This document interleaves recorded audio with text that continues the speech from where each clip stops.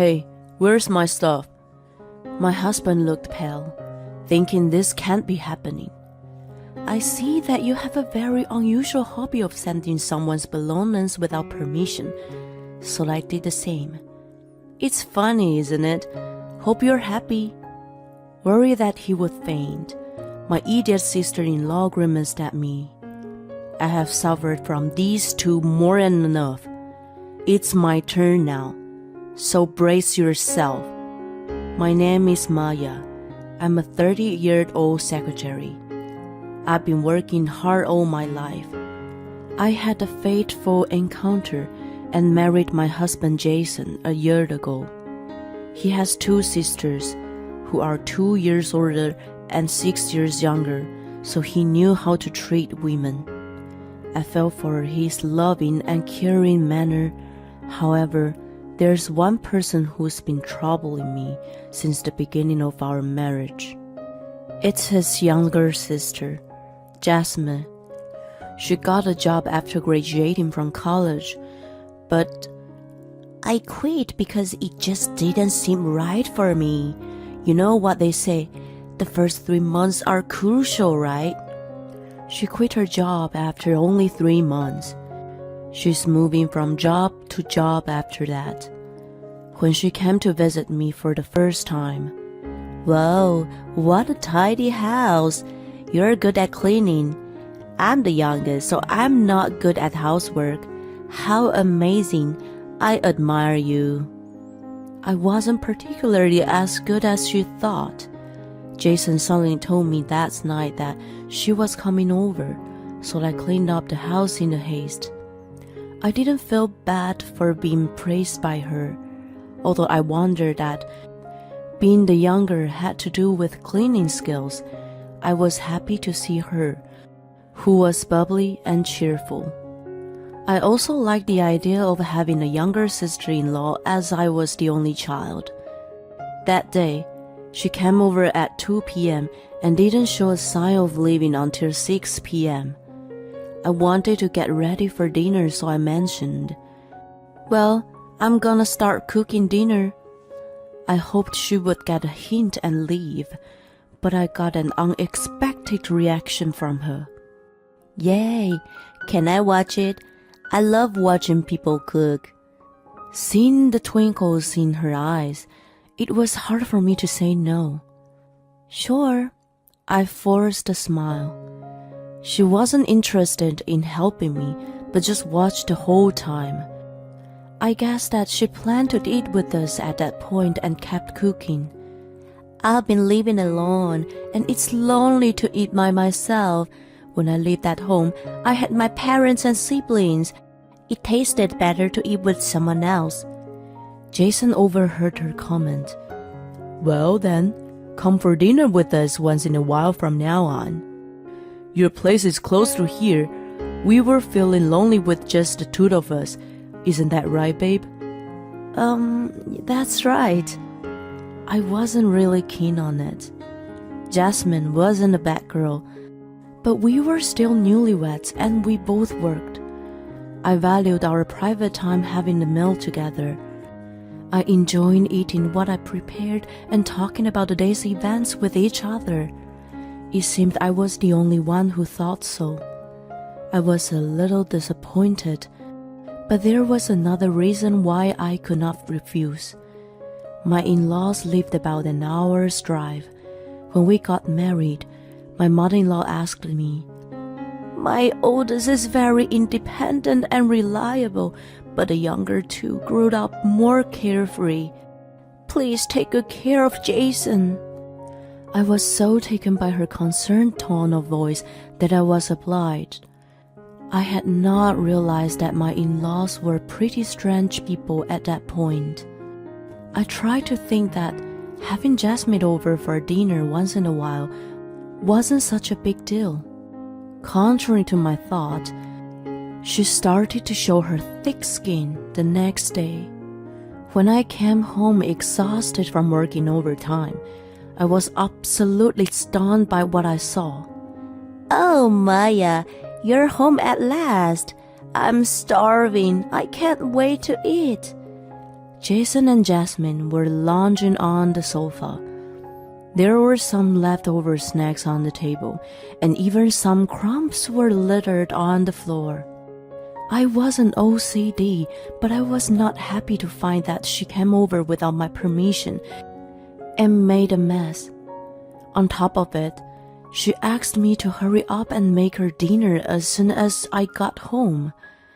I tugged on Jason's arm, who was laughing while watching TV. "Jason, honey, come here for a minute." "What the hell? It's just getting better," my idiot husband complained. "What's going on here? Why is she here again? Why is she making herself at home? Why?" He cut me off from asking one question after another. "Babe, wait, calm down. Why are you so upset? You said it was okay yesterday. She was lonely by herself, so she just came here to eat. Why does she need to come 2 days in a row? You say once in a while. Why are you making such a mess?" Jasmine heard what we were talking about. She apologetically said, "If it's bothering you, I'll go home. I'm sorry for making such a mess. I should have known better. I'll go home and have dinner alone. I felt sad because I had a lot of fun yesterday. Your food was better than Mom's, so She looked morose, and I impulsively said, "It's not that I'm bothered, but I didn't know you were coming today. Next time, please call me and let me know." Her face lit up immediately. "Okay, I'll let you know next time. I love you, Maya." She jumped up and hugged me tightly. She was petite and pretty, even seen from a woman's eyes. From a man's point of view, she would be the type of person he would want to protect. She also had a baby face and didn't look like she was 24. I wondered if this was the kind of girl who was good at being pampered. Thinking to myself, I began to prepare the meal. "What are you going to make today?" "Bolognese, I think. Do you like it?" She was thrilled. "Yay! I'll have a lot of sauce, please." While I was astounded by her childlike gaiety, I felt that a lively dining table was not so bad once in a while. She stopped coming over every day, but came about twice a week after that. "I'm in a good mood for rice and beans today." She remembered to call me, but she sometimes gave me a bold request. After about a month, Jason declared something outrageous. "Sorry, hon, can you say that again?" Contrary to my distress, he looked calm. "Jasmine quit her job again. She got evicted from the house for not paying the rent." He was laughing. "So, what's all this?" "Her stuff." I asked him what those boxes were, and they turned out to be Jasmine's belongings. He decided to let her stay at our house for a while without asking me. Meanwhile, she was looking at me with pleading eyes. It really pissed me off, so I took out my phone and called someone right away. "Hello? Is this Kathy? I'm sorry to bother you, but I'm wondering if you've already heard about Jasmine quitting her job again and moving to our house?" I looked at the two in front of me as I made a call. They looked back at me disapprovingly. This call should have settled everything. My in-laws should have come to pick her up, and I should have gone back to my peaceful life. I was triumphant and even thought I should have done this much sooner, but my mother-in-law had a surprising reaction. "Has she done it again? Sam and I have always told her to be more patient. Is that how young people are nowadays? I'm sorry, Maya, but could you take her in for a while? You know, Sam and I are getting old for this." I didn't understand what she meant.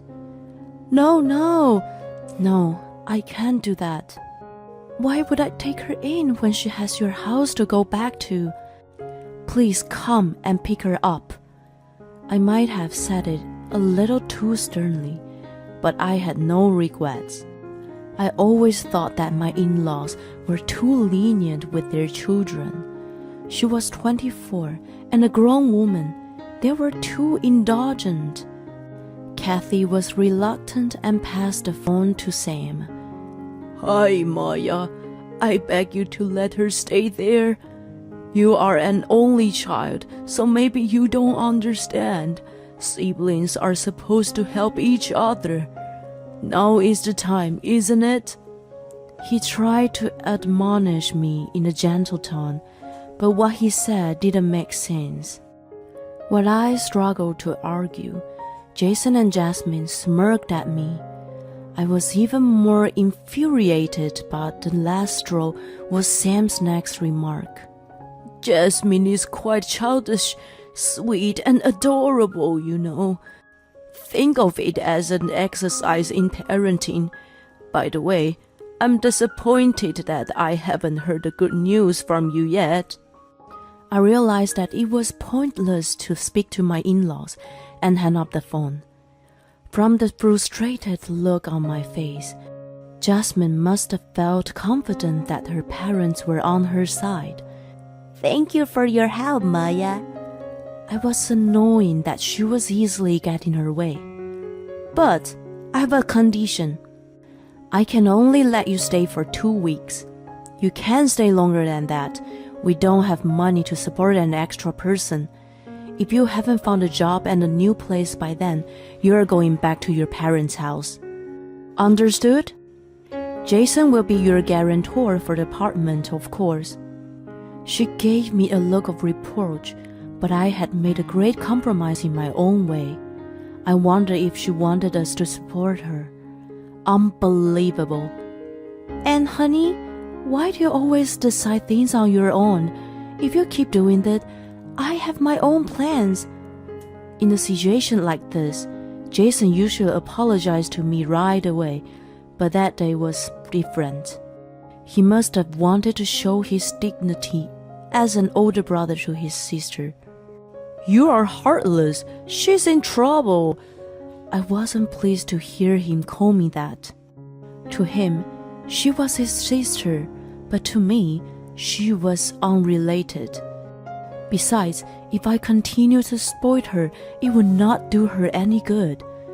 When the 2 weeks were approaching, she hadn't mentioned anything about finding a job or a new apartment. There were a lot of jobs out there if she looked for them. I'm looking, but it's not easy. She only made excuses. Things had remained awkward with Jason, and the mood at home was horrible.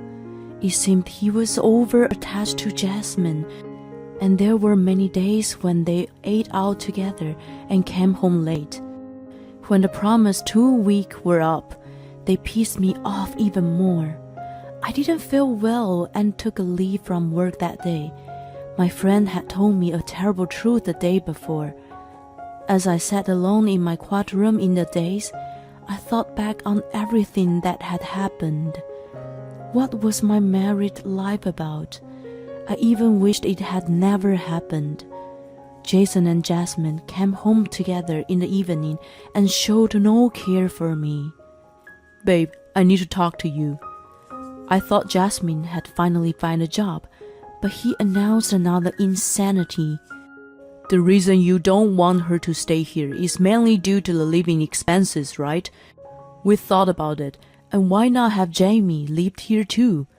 She makes a good salary, so it would make our life easier. He was so proud of the idea, and I felt nothing but sorry for him. I was sure he was crazy, and there was one more like him. My sister's never been angry with us no matter what we do. I think she'll agree with our idea. She travels a lot, so she's not home much. I think it's a really good idea. Jamie was their older sister and successful career woman. She had no desire to get married and was still single. According to Jason and Jasmine, they hadn't talked to her about moving in with us. They were absolutely self-serving. So, we went to her apartment the other day and packed up her stuff. They should have arrived today.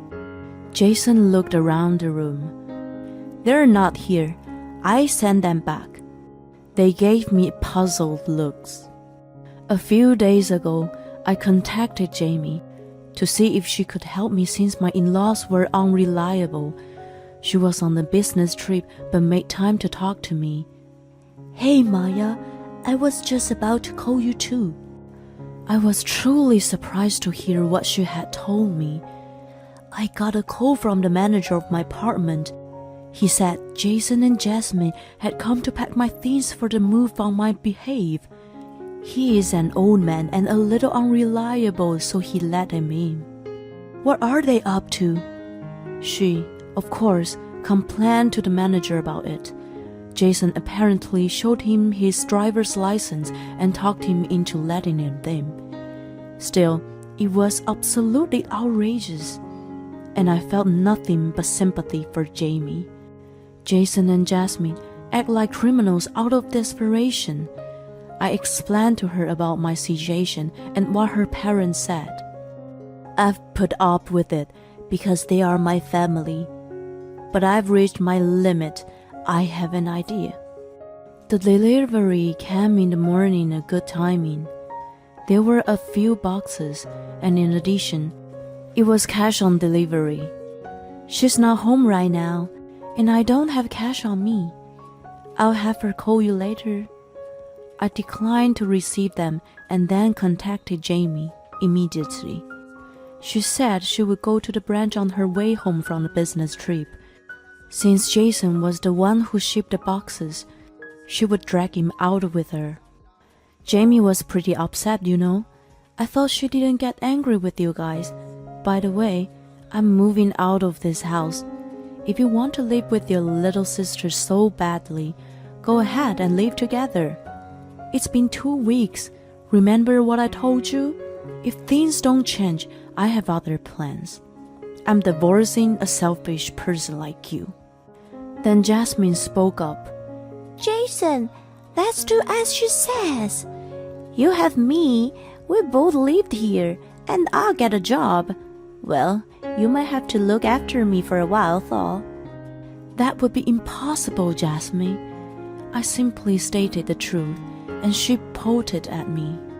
I received a call from my friend for the first time in a while last night. She said a man in a suit recently appeared at a kid's playground near her office. That man usually sat on the swing alone while everyone else hastily walked by in their morning commute. People at her office were creeped out by him. What surprised her even more was that upon closer inspection, she recognized that the man was Jason. You quit your job, right, Jason? I heard that you've been swinging in the park every day. Are you planning to join the Cirque du Soleil? Yeah, something like that. I didn't feel any affection for him, who laughed off the situation that wasn't even remotely funny. He had resigned from his job the month before finding my back. So, if you can't pay the rent, please get out of here immediately. Oh, and as a final act of kindness from me, your stuff is... I opened the door to our bedroom. Jason seemed to notice something strange. Hey, where's my stuff? His face turned pale. You seem to have a very unusual hobby of packing up other people's stuff without their permission, so I did the same to you.